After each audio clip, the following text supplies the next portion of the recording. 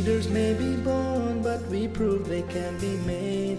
Unless in life we never know some shade. With poise we stand and have sworn to succeed. Personalities we built have speckled more seed. We are cradles for communities to grow and mature. With no doubt to state, we reiterate the need for a culture to communicate. We are Toastmasters, communicating culture. We are Toastmasters, your future reinstate. We are Toastmasters, communicating culture. We are Toastmasters, your future reinstate. We have found a voice, you have seen us grow. Proud like fireflies on the globe glow. With an art to lead and speak like snow, we hail from around the world, you know. We are Toastmasters, your future reinstate. We make legends who conquer hearts with a culture to communicate. Communicating culture, communicating culture, communicating culture. Oh. Communicating culture, communicating culture, communicating culture. Oh.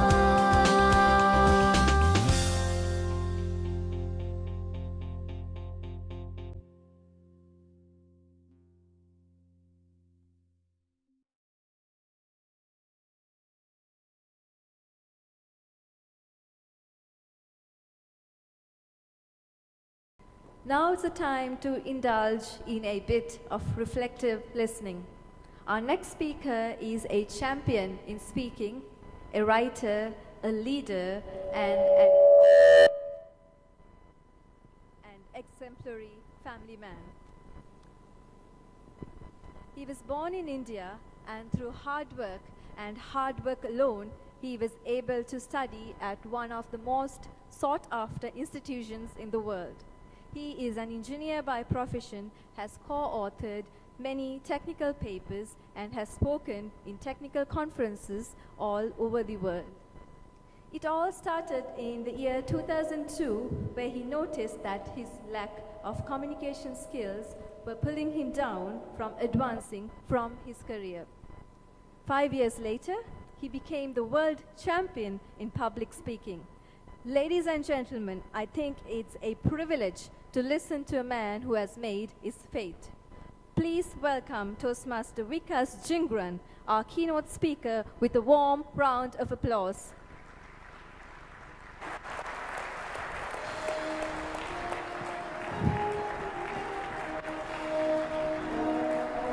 Thank you so much. Thank you.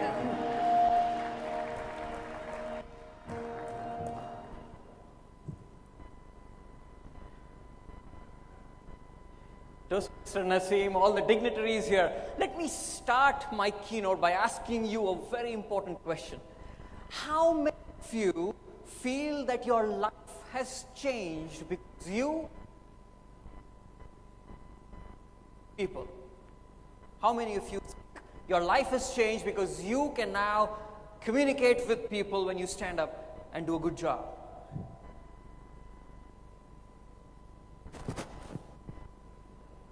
Now here's what I would say.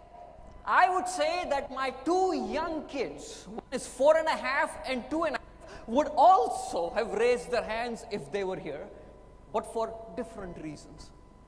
You see, till about 6 months ago, my 2.5-year-old was a bumbling baby. Words coherently and not able to have a conversation with my 4-year-old at that time.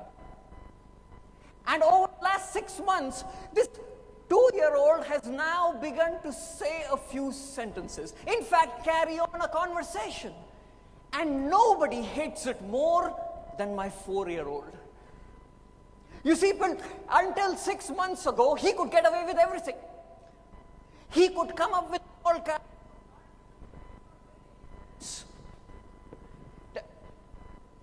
Did not make any sense, and nobody would come and question him. But now, when he says something that doesn't make any sense, the 2.5-year-old is there to say, no. And that just irritates him. In fact, the 2.5-year-old has now figured out when he can get away with a lot of dialogue. Because he knows that if he argues too much and the 4.5-year-old is right there, he's going to get beaten up. He comes across a situation when the 4.5-year-old cannot do that. It happens when we are in our car. When we are in our car, my wife and I are in the front seat, and the 2 little kids are at the back in their car seats. So the 4.5-year-old is immobile.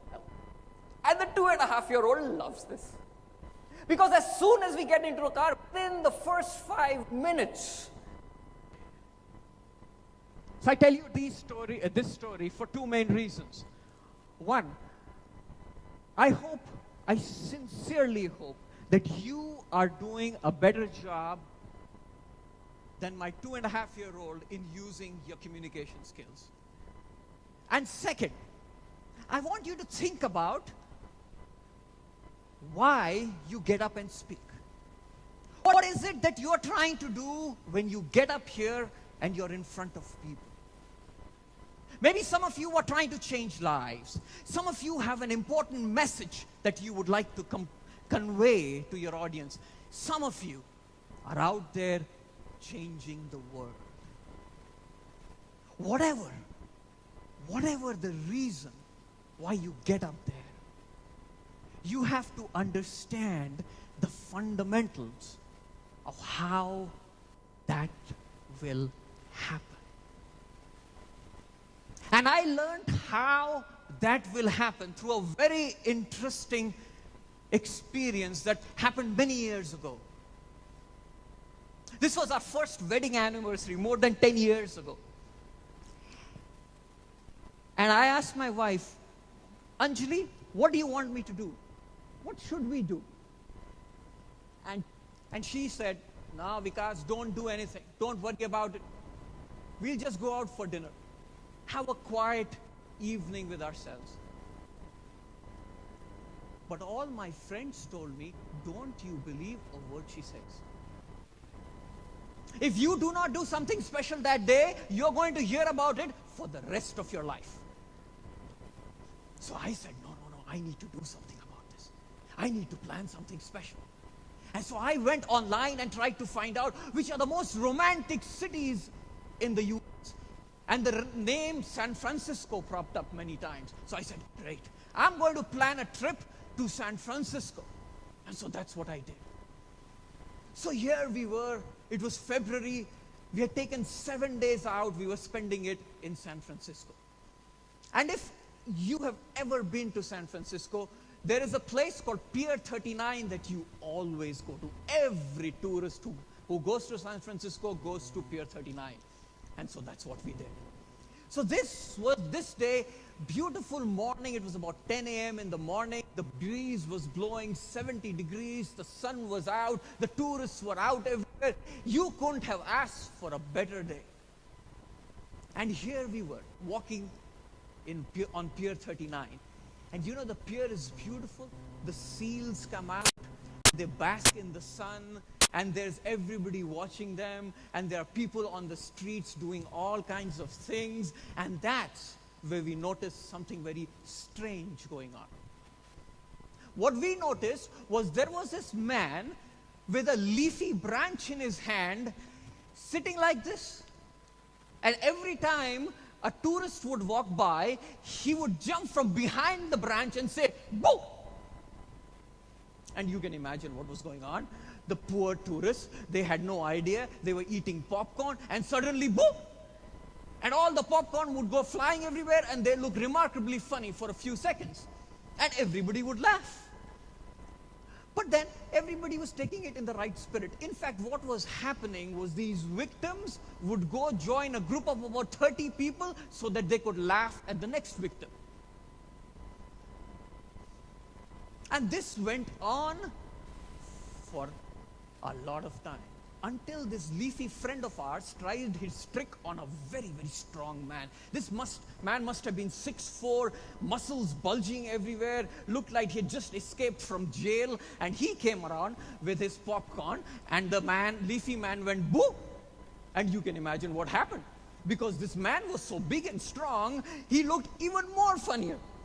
The popcorn spilled everywhere, and this 6'4" huge person was remarkably funny for a few seconds. And everybody laughed. And that's when our leafy friend realized that he was in big trouble. Because this big strong man was very, very angry. In fact, we thought that the seals that were there were going to get something different to eat that day. He was about to toss him over.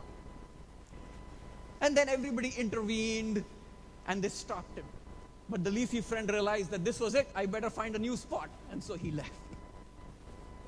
But the real reason why I tell you this story is that it's been over 11 years and I still remember it. You know, not only do I remember it, how many of you feel that that strong big man will remember it for many years to come as well? He probably will. Not only that, he'll tell his grandsons, oh, this crazy man jumped up from nowhere and scared the living daylights out of me. A small incident was become memorable for years to come. Now, why is that important? It is important because if we can figure out why this simple incident is memorable, you can then learn to incorporate that learning in your speeches. So that somebody will walk up to you 10 years later and say, I listened to you that day and I still remember it 10 years later. That is powerful.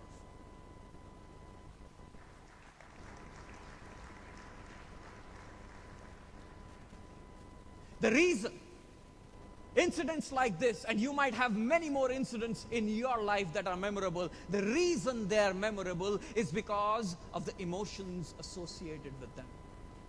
You see, that day, the emotions of surprise and fear made a simple incident memorable. In your life, everything that happens that you remember is associated with emotion that was evoked because of that incident. That emotion is the reason you remember it. In fact, communication, the way I look at it right now, is nothing more than a back and forth of information and emotion. And the reason you remember the information is because of the emotion. So friends, today we are going to talk about a completely new way of looking at a speech. A speech that is in the form of an emotional journey that your audience goes through. And a speaker, if they are able to take them through that journey, becomes a remarkable speaker. Now, this concept is not always easy to understand. But believe me, every artist does exactly the same thing. Every artist takes you through an emotional journey, and the journey is remembered because of the emotions it evokes. And so we are going to try a very interesting exercise right now. I'm going to ask all of you to close your eyes and listen to a piece of music. I'm going to ask you to close your eyes and listen to a piece of music. And then we'll have a short conversation of how you feel and the image that came to your mind. Of how you feel, the image that came to your mind. So go ahead, close your eyes, and I'm going to play a piece of music. More ideas. So what we are going to do something even better. I'm going to show you, using a speech, how we work through an emotional journey.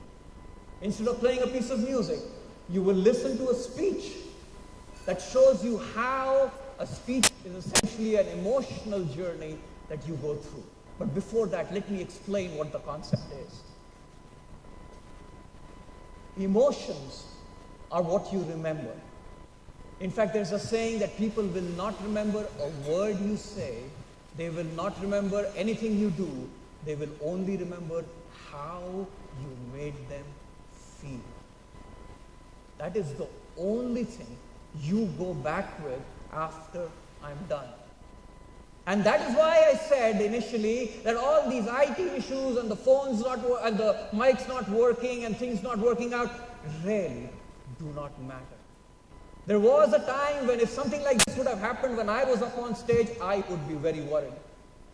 Now I realize that these things are not what you remember after I'm gone. What you remember is how I made you feel. And if that is the only thing you take back, then I need to plan my entire speech with an understanding of how I'm making you feel. So here's how I approach a speech. I figured out how I want you to feel at the end of a speech. I call it the final emotion. The final emotion is related to the purpose of my speech. So for instance, if I want everybody to start jogging tomorrow, then the final emotion I would leave them with is probably motivation, maybe guilt, maybe also fear. If you don't do something about your health, you're not going to be around for very long. These are the emotions that I leave them with.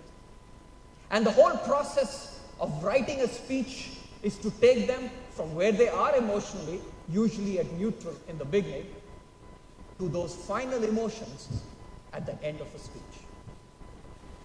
And that, my friends, is all a speech is about. So here's an example. The example speech is called postcard. And once we have done with the speech, you heard it, then we can talk about what my purpose was and how I wanted you to feel at the end of the speech. By the way, this is the speech that I used to win the regional contest, which is the semi-finals in 2007. The speech is called Postcard.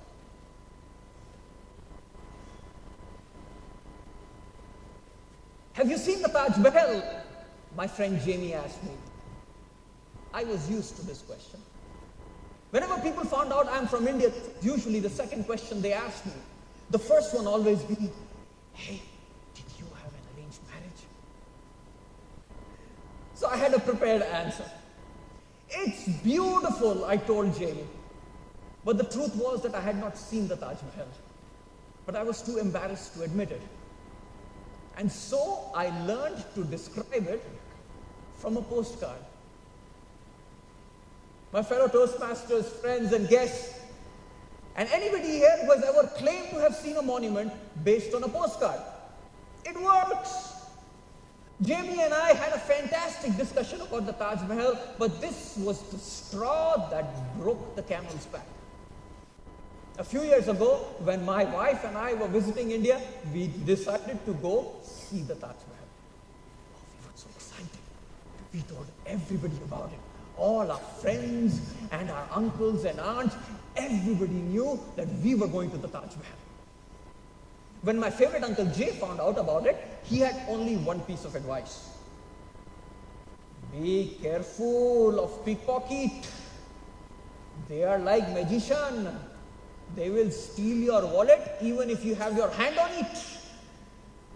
And not just him, my aunts and my cousins, they all said the same thing. And so when I was at the Taj Mahal, that's all I could think about. In fact, every 30 seconds or so, my hand would automatically go back just to make sure that the wallet was still there. I remember standing in line in the afternoon to get a drink. And just for a few moments, I became engrossed in a conversation between my wife and my guide, and my mind wandered. And when the hand went back, the wallet was gone. How could this be? I'd been so careful. I jumped up and shouted, somebody stole my wallet. The hundreds of people around me were galvanized, their eyes darting from one end to the other. The thief could not be very far. That's when I heard a voice. It was my guide. Sir, sir, sir, the wallet is in your hand.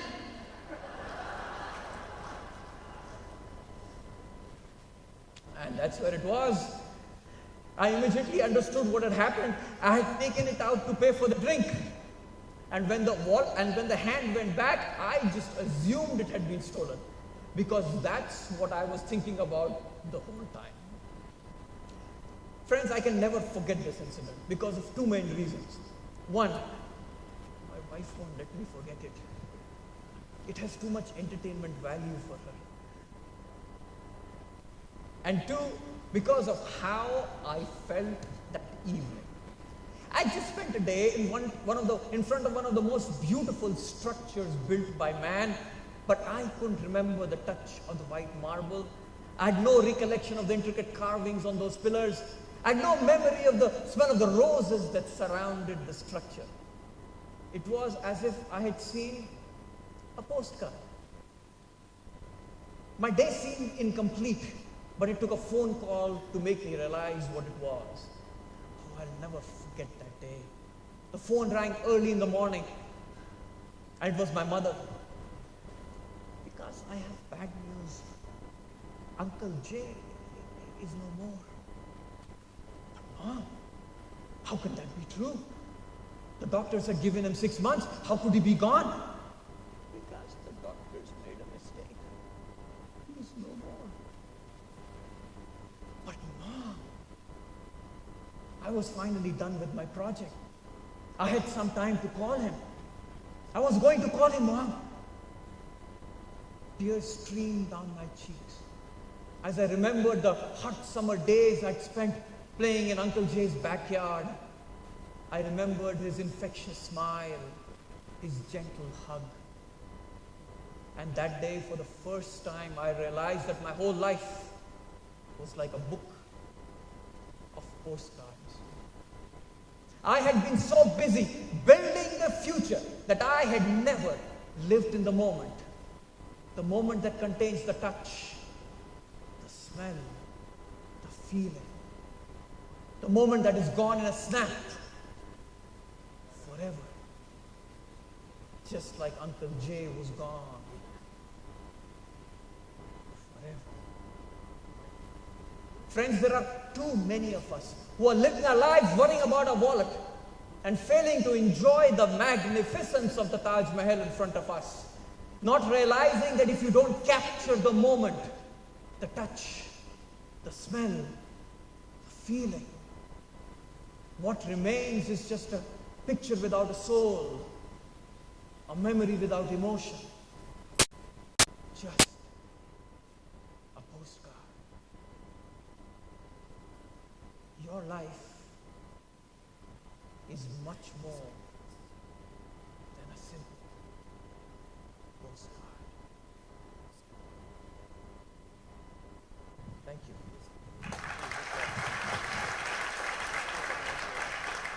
So here's what I'll do now. I'll break it up. I'll break up my speech, and I want to ask you, what is the purpose of my speech?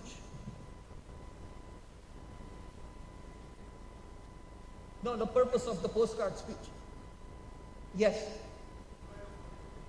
Enjoy the moment. Live in the moment. Exactly.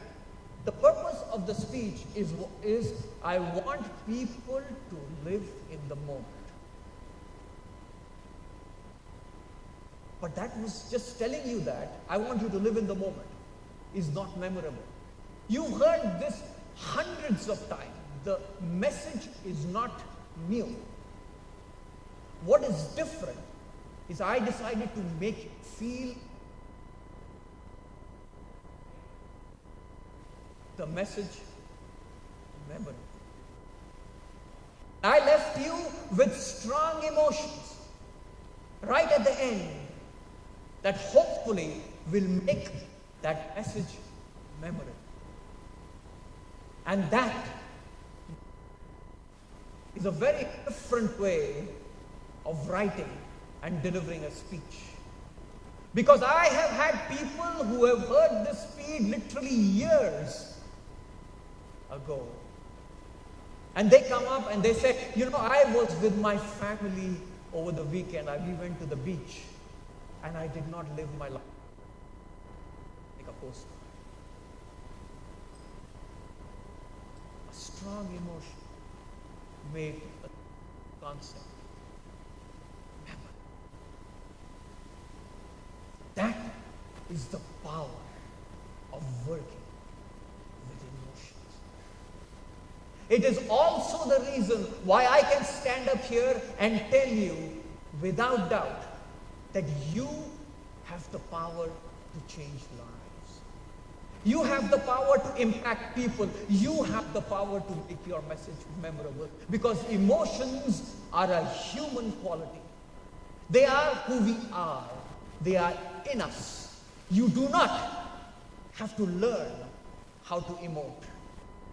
The only thing you have to learn is to be aware of emotions.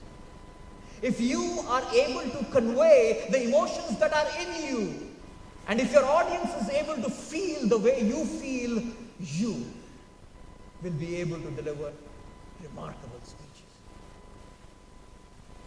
All the lessons that we learn in Toastmasters, all the tools that we learn, all the things that you learn in Toastmasters are just tools to help you make that emotional connection. To help your audience feel the emotions that you are feeling. So your message for today is that don't get stuck on the tools. It does not matter if you cannot make great eye contact. It does not matter if your gestures are a little bit off. It does not matter if your microphone does not work when you're going to speak.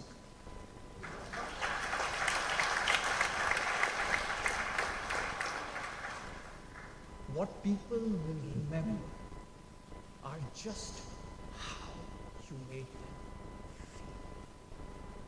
That is the only thing they will take back with them once you're gone. And that is in you. That you don't need to learn.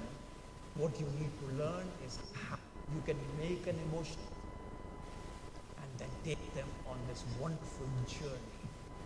Leave them with a final emotion that is strong, that makes your message memorable. I want to leave you with just one more story today. There were 3 friends. There was a man, his dog, and his monkey. And these 3 friends used to go everywhere together. They used to have a lot of fun together. And one of the things he used to really enjoy doing was throw down challenges. So one of them would say, I challenge you to this. And then the 2 other friends would take that on and they would have a lot of fun doing that. So on one particular occasion, these 3 friends were in downtown Boston. Now Boston is a very old city in the US, old by US standards. The downtown area of Boston has a lot of brick buildings. These brick buildings have, piping on the outside, exposed piping, but the interior is all renovated. And they would have elevators and all the modern amenities inside. So this man noticed that here is an old building that has been renovated. It has an elevator inside. It's about 6 stories high. I'm going to throw down a challenge to go up that elevator and reach the top floor. Who can get the top floor first? So he said, good. I know I'm the only person who can work this elevator. I think I'm going to win. So he said, great, that's the challenge. Now the dog was very fit. He used to run 5 miles every day. He said, I don't need to use the elevator. I can just find the stairs, and if I find the stairs, I can run all the way to the top. And I can probably beat that elevator to the top. So he said, good, I'm in. The monkey was even more excited. The monkey noticed piping on the outside. He said, I don't even have to get into the building. I can get on one of these pipes and go all the way to the top. So the monkey said, I'm in as well. So off they went. Man went inside, found the elevator, he pressed the 6th floor, he was on. The dog, he found the nearest staircase and he was climbing the stairs and he was on. And the monkey, he didn't even enter the building, he just found the nearest piping on the outside and he started to climb. And so off they went. 1st floor, 2nd, 3rd, 4th, 5th, 6th. And who do you think won? Usually the monkey, somebody said, monkey is always the favorite. I have to figure out why. Everybody wants the monkey to win. But that is not why I do this story. The reason I told you this story was I want you to realize that there are many ways to get to the top. Because I see a lot of people who are like monkeys who are trying to work the elevator because they saw somebody get to the top that way. I see many men trying to climb the piping to get to the top because they saw somebody else get to the top that way. What I am asking you to do is to find your to get to the top. Your way to become the speaker that I know you can become. Because that is the most important thing you can bring to the plate.